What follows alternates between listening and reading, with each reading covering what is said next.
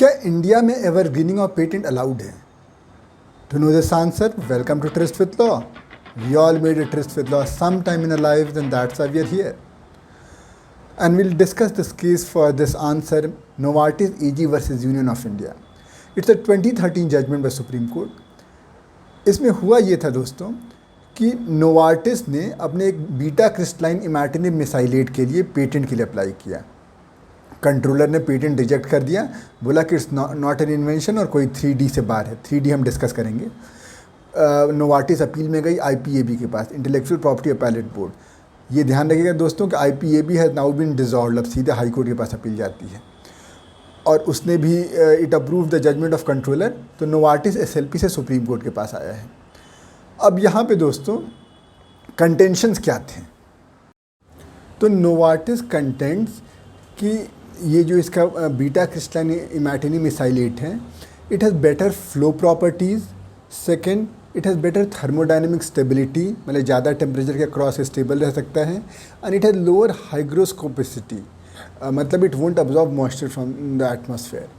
And it has better bio availability, इसलिए it should be granted patent. जबकि जो opposition में यूनियन ऑफ इंडिया, बाकी जैसे नाटको ने भी इसमें ऑपोजिशन फाइल किया था, उनका कहना था कि it is neither an invention, और अगर आप इसको इन्वेंशन मान भी लेंगे तभी सेक्शन 3D में जहाँ पे बोला गया है कि these should not be considered invention, उसमें ये मना है because it is known form of it is the new form of a known substance, and the known substance is imatinib mesylate. और क्यों it is not an invention? क्योंकि Zimmermann patent में already imatinib के बारे में बात हो चुकी थी। First things first, तो let's talk about Zimmermann patent. Court says कि जिमरमान पेटेंट में इमैटिनिब पेटेंटेड था, एंड इट सेड कि several compounds with different salts with different, अगर एसिड हम इसमें डालेंगे तो अलग अलग सॉल्ट बन सकते हैं। तो imatinib mesylate is known from the Zimmermann patent, क्योंकि it's obvious to a person skilled in the field.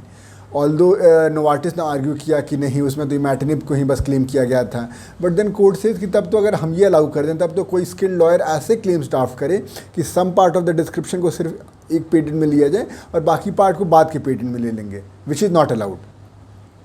तो therefore imatinib mesylate was known from Zimmermann patent. अब beta crystalline form is the new form of the known substance, तो अब आपको enhanced efficacy show करनी होगी। And which efficacy?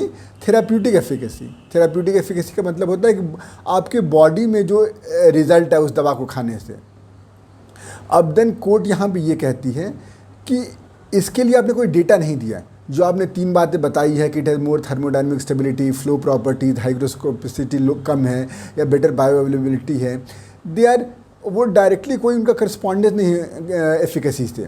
In fact take this example of bioavailability, इसका मतलब ये होता है कि अगर मैंने 100 ग्राम दवाइयाँ खाई तो 20 ग्राम मेरे वहाँ तक पहुँचेगी। ऐसा हो सकता है कि एक डिफरेंट दवा है जिसमें 100 ग्राम से 30 ग्राम पहुँचे, लेकिन फिर भी उस दवा का असर कम होगा। तो इसलिए एफिकेसी और बायो अवेलेबिलिटी में कोई डायरेक्ट कोरिलेशन नहीं है, और यहाँ पे आपने कुछ और इनपुट दिया नहीं है प्रूव करने के लिए। Therefore you could not prove कि it has enhanced efficacy, therefore this will not be patented. दोस्तों, हिस्ट्री ऑफ सेक्शन 3D हम एक अलग वीडियो में देख लेंगे जिसमें हम सेक्शन 3D समझेंगे। और ये रहा अपना नोवार्टिस का केस। आई होप आपको ये केस समझ में आया होगा। कोई दिक्कत, कोई परेशानी आप कमेंट सेक्शन में ज़रूर बताइएगा। मिलते हैं एक नए वीडियो में एक नए केस के साथ। Till then let's continue with our tryst with law and bye bye.